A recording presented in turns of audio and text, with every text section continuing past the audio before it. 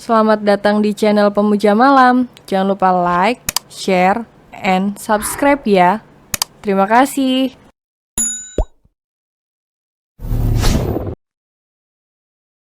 Episode 15. Seperti tertangkap basah sedang selingkuh.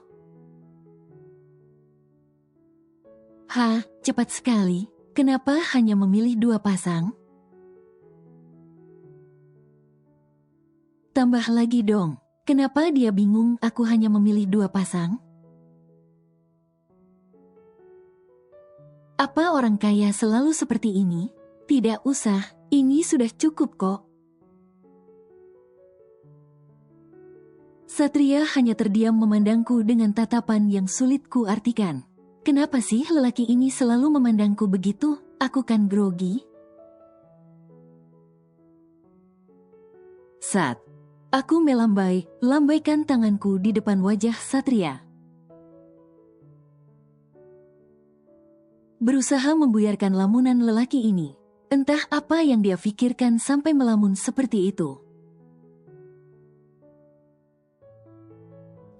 Iya, maaf, kau tidak ingin membeli apa lagi? Mendadak Satria gugup.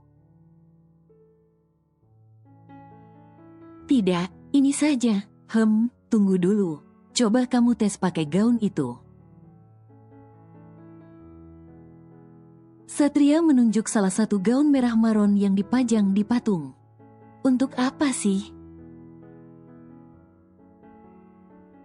Tanyaku malas, apalagi sih maunya lelaki ini? Sudah coba dulu, Mbak, tolong berikan gaun itu kepadanya. Satria memaksa dan aku lagi terpaksa harus mengalah. Aku pun masuk ke dalam kamar ganti dan mencoba gaun merah maron itu. Nasib baik, gaun itu pas di badanku. Walaupun aku sedikit risih karena roknya yang terlalu pendek menurutku.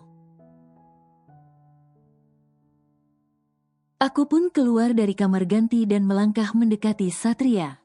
Dan kalian tahu, Satria memandangku seperti melihat hantu saja. Mata lelaki ini tak berkedip, dasar lelaki. Kau cantik sekali, seperti bidadari jatuh dari hayangan. Kata Satria sungguh menggelikan. Mana ada bidadari burik seperti aku. Cih, kau terlalu berlebihan. Hahaha, baiklah, pakai itu saja. Satria memintaku tetap mengenakan gaun itu. Tapi pakaianku, aku menunjuk pakaian yamek bekas tadi. Bawa pulang saja, ya sudah aku bayar dulu. Satria melangkah menuju meja kasir. Pasrah dan mengalah, cuma itu yang bisa aku lakukan. Setelah selesai membayar, kami pun beranjak keluar dari butik itu. Aku berjalan dengan sedikit risih dan malu mengingat gaun ini sangat minim. Kau tunggu di sini, aku ingin ke toilet sebentar. Satria berlari masuk ke dalam toilet pria dan aku hanya menunggu di luar. Amanda. Suara seseorang yang tak asing menusuk telingaku. Aku spontan menoleh ke arahnya. Sosok yang baru saja keluar dari toilet ini membuat aku terkejut bukan kepalang. Kau, mataku membulat sempurna saat melihat sosok itu. Dia Evan, lelaki yang pernah aku cintai sekaligus lelaki yang menghancurkan hatiku. Kau cantik sekali, Amanda. Evan memandangiku dari kepala hingga kaki. Mendadak hatiku sakit. Memori otakku memutar kembali kejadian 2 tahun yang lalu. Saat aku menyaksikan sendiri perselingkuhannya waktu itu. Setelah 2 tahun aku berusaha memulihkan rasa sakit ini. Kenapa Tuhan harus pertemukan lagi aku dengan si brengsek ini? Kau bersama siapa, pacar barumu? Evan celingak-celinguk memandang di sekitarku. Bukan urusanmu. Aku berbicara dengan nada yang ketus. Manda, kau masih marah kepadaku? Aku minta maaf. Aku kan sudah menjelaskan alasanku waktu itu. Aku tidak mencintainya. Sampai saat ini aku hanya mencintaimu seorang.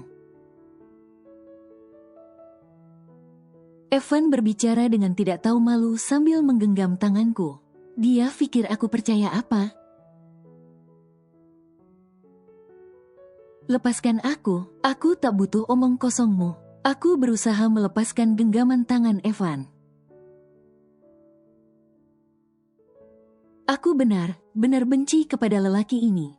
Hei, lepaskan dia. Tiba-tiba suara bentakan Satria mengagetkanku dan mungkin juga mengagetkan semua orang. Satria, aku masih berusaha melepaskan tanganku. Siapa kau? Jangan ikut campur. Evan berbalik membentak Satria. Dasar bedebah tak tahu diri. Dia calon istriku, lepaskan dia. Satria menatap tajam ke arah Evan. Ya Tuhan, apa yang dia katakan tadi? Aku calon istrinya, hatiku seperti meledak mendengarnya. Mendengar kata-kata Satria. Evan pun akhirnya melepaskan tanganku dan memandang Satria dengan tidak suka. Kita pasti akan bertemu lagi, ucap Evan sambil berlalu pergi meninggalkanku. Cih, percaya diri sekali dia. Siapa dia? Satria bertanya tanpa memandangku. Matanya masih menatap punggung Evan yang semakin menjauh. Dia mantan pacarku, ucapku jujur, memamek begitu adanya kok. Satria menghirup nafas dalam lalu membuangnya dengan kasar. Wajah lelaki itu seketika terlihat murung. Ya sudah, yuk. Satria berjalan sambil menarik lenganku. Aku hanya mengikuti langkah Satria tanpa berkata apapun. Begitupun lelaki ini, dia hanya diam membisu. Aku masih kepikiran kata Evan tadi. Bukan karena aku masih mencintainya, tapi karena aku merasa sedih dengan diriku sendiri. Aku dicampakkan dan disakiti di saat lagi sayangnya. Bertahun-tahun aku mencoba bangkit dari keterpurukan itu. Dan sekarang dia datang dengan kata cinta lagi. Apa dia pikir aku tak punya perasaan? Untung saja hatiku buatan Sang Maha Pencipta. Kalau buatan Akang Cilok, mungkin sudah membusuk. Aku masih sibuk memilih bahan makanan. Dan Satria hanya mengikutiku sambil mendorong troli. Sedari tadi lelaki ini lebih banyak diam, dia hanya bicara seperlunya saja. Membingungkan memang, aku yang bertemu mantan, tapi dia yang galau.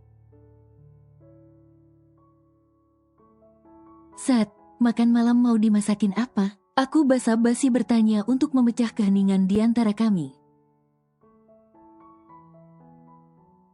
Aku sedikit tak enak hati jika melihat Satria diam begini. Apa saja? Satria menjawab dengan datar. Itu kan, dia mendadak jadi irit berbicara.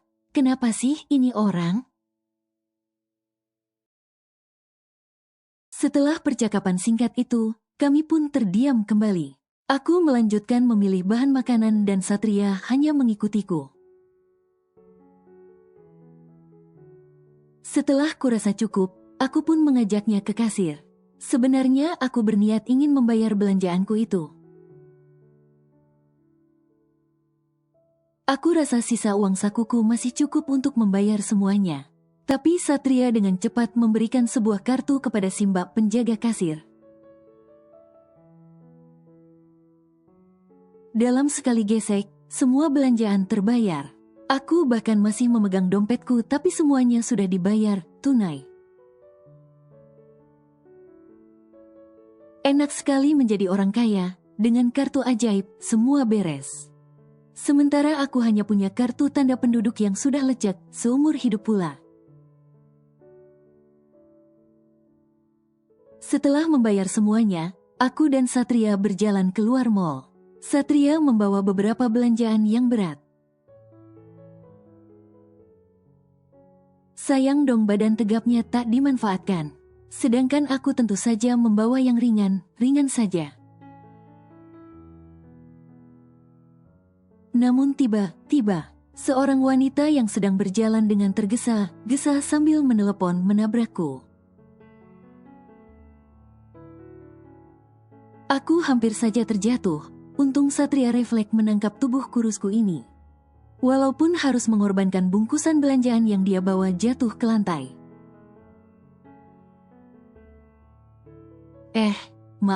Maaf, ucap wanita itu. Dari gayanya sih dia pasti orang kaya.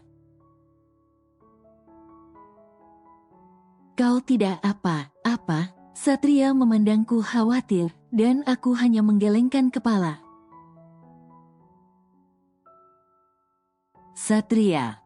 Wanita yang menabrakku itu mengenali Satria, dia memandangi aku dan Satria bergantian.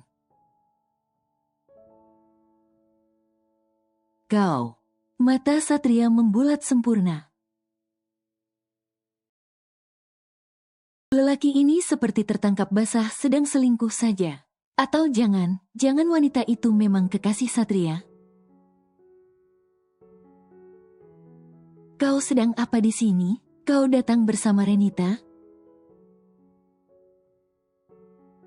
Lalu siapa dia? Wanita itu banyak sekali pertanyaannya, seperti wartawan saja. Tapi tunggu, siapa lagi Renita? Apa pacarnya Satria, atau malah istrinya? Berarti wanita ini bukan siapanya. Masih banyak yang belum ku ketahui tentang lelaki aneh ini. Maaf, aku buru. Satria tak menjawab pertanyaan wanita itu.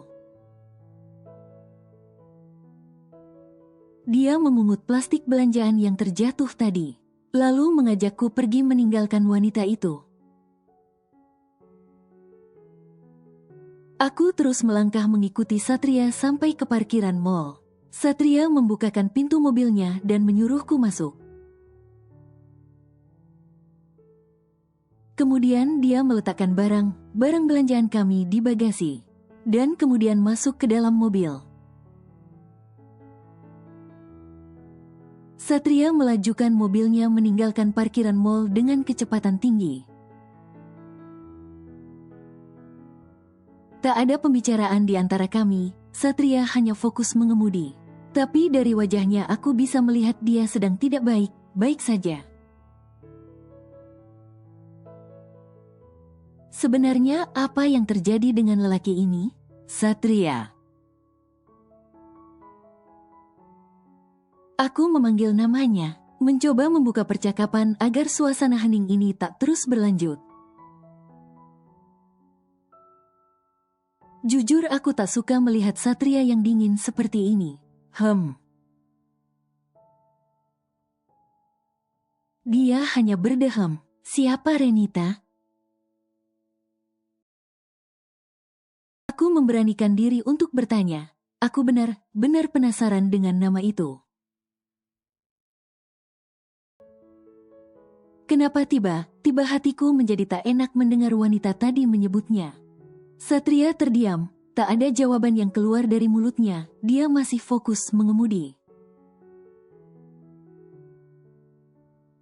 Hatiku semakin tak enak jadinya, aku yakin pasti ada sesuatu yang tidak baik.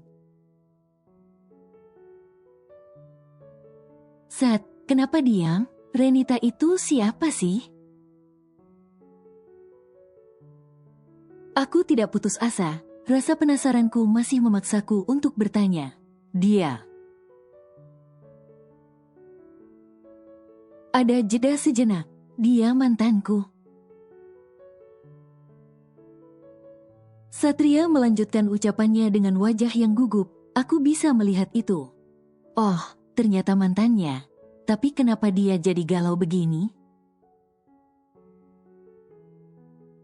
Gumamku dalam hati, apa kalian masih berhubungan, misalnya bertemu atau menelepon? Tanyaku lagi, aku semakin penasaran, apa jangan Satria masih mencintainya? Sudahlah, lupakan, tak usah dibahas. Ya, kok gitu, padahal kan aku ingin tahu. Akhirnya aku diam, tak melanjutkan lagi kekepoanku. Walaupun rasa penasaran masih menghantuiku saat ini. Mendadak hatiku seperti digigit semut. Agak sakit rasanya membayangkan Satria memiliki mantan. Yang pasti jauh lebih galanya dari aku si rakyat jelata ini. Dan mungkin saja dia masih menyimpan rasa untuk mantannya itu. Ah, kau ini kenapa sih Amanda? Kau kan juga punya mantan. Oh my god. Atau jangan Satria juga merasakan apa yang aku rasakan sekarang. Saat melihat Evan tadi, pantas saja dia menjadi galau. Aku ngebatin sambil memandangi Satria yang fokus mengemudi. Sekarang aku tahu kenapa sejak dari kamar mandi tadi Satria menjadi dingin dan diam. Ya ampun, aku benar-benar tidak peka. Sepulang dari mall tadi, aku segera membawa masuk barangku. Kuletakkan begitu saja di sudut kamar, aku belum sempat menyusunnya. Aku berganti pakaian lalu membuatkan teh hangat untuk Satria. Tadi aku sempat membeli teh hijau dengan aromaterapi. Mudah-mudahan bisa membuat Satria lebih relaks. Ini, diminum dulu tehnya. Aku meletakkan gelas berisi teh itu di hadapan Satria. Kulirik dia yang sedang fokus pada ponselnya yang sedari tadi berdering. Tapi tak ada satupun panggilan masuk yang Satria jawab. Aku semakin penasaran dengan lelaki ini. Iya, terima kasih. Ucap Satria yang masih fokus pada ponselnya. Sudahlah, mungkin dia sedang sibuk, pikirku. Kutinggalkan Satria dan beralih ke dapur. Kubongkar isi belanjaan yang kami beli tadi. Ku ambil beberapa bahan makanan dan bumbu dapur. Kuolah dengan cepat agar menjadi menu malam ini, tak lupa aku memasak nasi juga. Hampir 1 jam aku berjibaku di dapur. Akhirnya menu makan malam ala Amanda Andriani selesai juga. Aku hidangkan di atas meja makan, kutata dengan rapi agar terlihat menarik. Dan saatnya memanggil Satria, si lelaki yang penuh misteri itu. Sat, makan malamnya sudah selesai. Iya. Cuma kata itu yang keluar dari bibirnya. Satria pun beranjak dan berjalan ke arah meja makan. Seperti biasa, ku ambilkan nasi dan lauk untuknya. Kulayani dia seperti aku melayani ayah. Dan selalu, setiap kali aku melakukan ini, Satria pasti memandangiku dengan tatapan yang sulit kuartikan. Kenapa sih kau selalu melihatku begitu? Kali ini aku harus bertanya agar aku tahu alasan dia memandangiku. Memangnya tidak boleh? Satria menjawabku dengan pertanyaan juga. Menyebalkan sekali. Ya, boleh sih. Tapi aku cuma ingin tahu alasannya saja. Tuh kan aku kikuk begini. Tidak butuh alasan untuk memandangi wanita sebaik dirimu. Kata Satria itu membuat aku tersipu malu. Aku yakin wajahku sudah semerah tomat di pasar saat ini. Pandai sekali lelaki ini membuat aku baper tingkat dewa, dasar manis mulut. Kenapa wajahmu merah begitu? Lucu sekali. Satria meledekku. Dasar ya, sudah karena ucapannya aku jadi merah begini. Bisanya sekarang dia mengatakan aku lucu. Memangnya aku badut apa? Apaan sih? Sudah cepat makan, nanti keburu dingin makanannya. Aku mencoba mengalihkan situasi agar dia tidak semakin menjadi. Dan kami pun memulai makan malam sederhana ini. Kulihat Satria makan dengan lahap. Entah karena masakan terlalu enak atau Satria yang terlalu lapar. Tapi aku senang, sepertinya Satria mulai membaik, setidaknya dia sudah mau bercanda. Tak ada percakapan di sela makan malam kami. Hanya ada suara sendok dan garpu yang berbenturan dengan piring. Akhirnya selesai sudah, aku segera membereskan bekas makan malam kami. Ku angkat semua piring kotor lalu ku cuci. Setelah itu ku bersihkan dapur yang sedikit berantakan karena kegiatan masak-memasak tadi. Dan selesai semuanya, saatnya istirahat.